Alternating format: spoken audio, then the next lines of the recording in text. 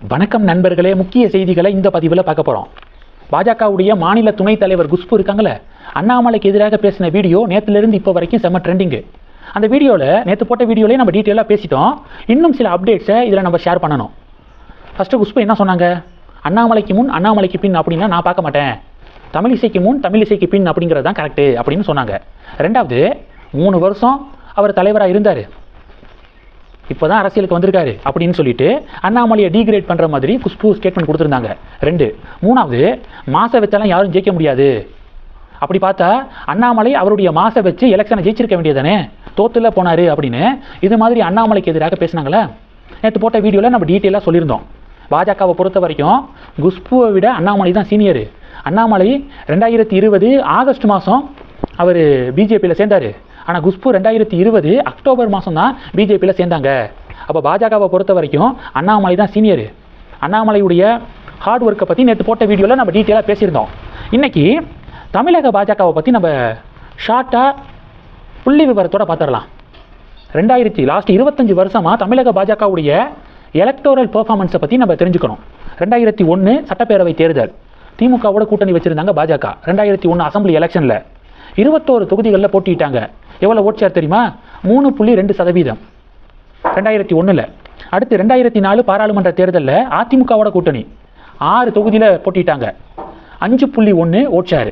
அடுத்து 2006 சட்டப்பேரவை தேர்தலில் பாஜக தலைமையிலான கூட்டணி 225 தொகுதிகளில் போட்டிடுறாங்க, வெறும் 2% ஓட் ஷேர் வாங்குறாங்க. அடுத்து 2009 லோக்சபா எலெக்ஷனில் மறுபடியும் பாஜக தலைமையிலான கூட்டணி 18 பாராளுமன்ற தொகுதிகளில் போட்டிடுறாங்க, 2.3% வாக்குகள் வாங்குறாங்க. அடுத்து 2011 சட்டப்பேரவை தேர்தலில் மறுபடியும் பாஜக தலைமையிலான கூட்டணி 204 தொகுதிகளில் போட்டியிட்டு 2.2% வாக்குகள் வாங்குறாங்க. அடுத்து 2014 பாராளுமன்ற தேர்தல், தேமுதிக தலைமையிலான கூட்டணியில் பாஜக இருக்குது தமிழகத்தில். எத்தனை தொகுதியில் போட்டிட்டாங்க? 9 தொகுதிகளில் போட்டிடுறாங்க, 5.5% வாக்குகளை வாங்குறாங்க பாஜக. அடுத்து 2016 தேர்தல், பாஜக தலைமையிலான கூட்டணி 187 தொகுதிகளில் போட்டிடுறாங்க, 2.9% வாக்குகள் வாங்குறாங்க. அடுத்து 2019 அதிமுக தலைமையிலான கூட்டணி 5 சீட்டில் போட்டிடுறாங்க, 3.7%. 2021 சட்டப்பேரவை தேர்தலில் மறுபடியும் அதிமுக தலைமையிலான கூட்டணி 20 தொகுதிகளில் போட்டிடுறாங்க, வெறும் 2.6% ஓட் ஷேர். 2024 பாஜக தலைமையிலான கூட்டணி, இந்த 2024 பாராளுமன்ற தேர்தல் தான் அண்ணாமலை தலைமையிலான பாஜக 23 தொகுதிகளில் போட்டிட்டு 11.24%. இதுதான் தமிழக பாஜகவுடைய லாஸ்ட் 25 வருட தேர்தல் பெர்ஃபார்மன்ஸு. இதில் நீங்கள் சரியாக கவனிச்சிங்கன்னா மாறி மாறி திமுக கூட்டணி, அதிமுக கூட்டணி, இப்படி மாறி மாறி திராவிட கட்சிகளோடு கூட்டணிக்கு போகும்போதெல்லாம் 5% பாஜகவுடைய ஓட் ஷேர் தாண்டினது கிடையாது. ஃபஸ்ட்டு புரிஞ்சுக்கணும். ரெண்டாவது, பாஜக தலைமையில் எந்தெந்த தேர்தலெல்லாம் கூட்டணி அமைச்சாங்களோ, எந்தெந்த தேர்தல்? 2006 சட்டப்பேரவை தேர்தல், 2009 பாராளுமன்ற தேர்தல், 2011 சட்டப்பேரவை தேர்தல், அடுத்து 2016 சட்டப்பேரவை தேர்தல், 2024 பாராளுமன்ற தேர்தல். இந்த 5 தேர்தல்களில், பொது தேர்தல்களில் பாஜக தலைமையில் கூட்டணி அமைச்சு தேர்தலை சந்திக்கிறாங்க. இதில் 2024 தவிர்த்து மீதி நடந்த 4 தேர்தலையுமே பாஜக தலைமையில் கூட்டணி அமைத்த எந்த தேர்தலையும் 3% கூட பாஜகவுடைய ஓட் ஷேர் தாண்டினது கிடையாது. 3% பிஜேபி ஓட் ஷேர் தாண்டினது கிடையாது, 3 விட கம்மி தான். ஆனால் 2024 மட்டும்தான் பாஜக தலைமையில் கூட்டணி அமைச்சு 11.24%. பாஜக வரலாறில் இப்படிப்பட்ட ஓட் ஷேரை அவங்க வாங்கினதே இல்லை. காரணம் யார்? அண்ணாமலை தான். அவருக்காக விழுந்த வாக்குகள் தான். அவர் 234 தொகுதிகளுக்கும் பாத யாத்திரை போய் ஆயிரக்கணக்கான ப்ரெஸ் மீட்டை நடத்தி, நூற்றுக்கணக்கான பொதுக்கூட்டங்களை நடத்தி, அதன் மூலமாக கிடைச்ச ஓட் ஷேர் இது 11.24%. அண்ணாமலை கேட்குறது சிம்பிள்.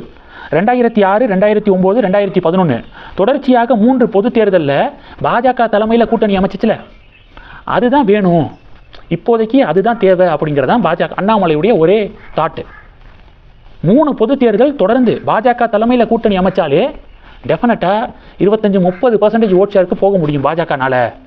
ஆனால் என்ன பண்ணுறாங்க பாஜக மேலிடம்? ஒரு பொது தேர்தல் ஓகே அப்படின்னு ஒத்துக்கிறாங்க, அடுத்த பொது தேர்தல் திராவிட கட்சிகள் பக்கம் போயிடுறாங்க. 2024 பாஜக தலைமையில் ஓகே சொன்னாங்களா? 2026 பாஜக தலைமையில் கூட்டணி அமைஞ்சிருந்தா 2024 தேர்தலில் எந்தெந்த கட்சிகள் பாஜக கூட்டணிக்குள்ளே இருந்துச்சோ அதே கட்சிகளை கண்டினியூ பண்ணி புதுசாக தேமுதிகவெல்லாம் உள்ளே கொண்டு வந்து தேர்தல் வேலை பார்த்துருந்தாங்கன்னா 500 நாட்களுக்கு முன்பாக வேட்பாளர்களை களம் இறக்கியிருந்தாங்கன்னா அண்ணாமலை சொன்ன மாதிரி மாற்றம் நடந்திருக்கும். ஆனால் திராவிட கட்சிகளோடு மறுபடியும் போனதுனால மறுபடியும் பிஜேபியுடைய ஓட் ஷேர் சரிய போகுது. லாஸ்ட் எலெக்ஷனில் 11 to 12% ஓட் ஷேர் வாங்கி ப்ரூவ் பண்ணியிருக்காங்களா? இந்த தேர்தலில் பாருங்கள், தேர்தல் முடிவுக்கு அப்புறம் நான் சொல்கிறேன், நம்பரு 5% கம்மியாக தான் இருக்கும் பிஜேபியுடைய ஓட் ஷேர். அந்த தேவையில்லாத ஆணி அப்படிங்கிறதான் பாஜக தொண்டர்களுடைய கருத்தாக இருக்குது. திராவிட கட்சிகளுடைய கூட்டணி தேவையில்லாத ஆணி அப்படின்னு தான் சொல்கிறாங்க. சரி, ஓகே, கூட்டணி அமைஞ்சிருச்சு, தேவையில்லாமல் இப்போ அதுக்கு எதிராக பேசி தேர்தல் மொமெண்டத்தை ஸ்பாயில் பண்ண விரும்பலை அப்படின்னு பல பாஜக தொண்டர்கள் அந்த குமுறலை அடக்கிக்கு இருக்காங்க. அண்ணாமலையை எதிர்ப்பவர்கள்லாம் இப்போ நான் சொன்னேன் பார்த்தீங்களா, இந்த பட்டியல் எந்தெந்த தேர்தலில் எவ்வளோ ஓட் ஷேர் தமிழக பாஜக வாங்கியிருக்காங்க கடந்த காலத்தில் அப்படின்னு இதை அமைதியாக உட்காந்து எந்த வெஞ்சன்ஸும் இல்லாமல் நியூட்ரலாக பார்த்தாலே அண்ணாமலையுடைய உழைப்பு அவங்க கண்ணுக்கு முன்னாடி வரும். குஷ்பு அவர்கள் முதல்ல இந்த பட்டியலை எடுத்து பாருங்க அப்படிங்கிறதான் குஷ்புவுக்கு பாஜக தொண்டர்களுடைய ஒற்றை கோரிக்கையாக இருக்குது. இந்த செய்திகளை பற்றி உங்களுடைய பார்வைகளை மறக்காமல் கமெண்ட் பண்ணுங்கள். தொடர்ந்து கணக்கில் இருங்க, அடுத்தடுத்து நிறையா பதிவுகளை பார்க்க போகிறோம். நன்றி, ஜெய் ஹிந்த்.